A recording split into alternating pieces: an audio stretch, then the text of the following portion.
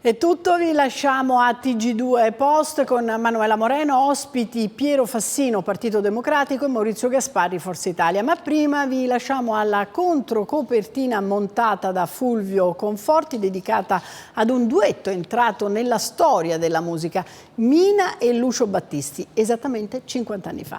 Grazie e buona serata.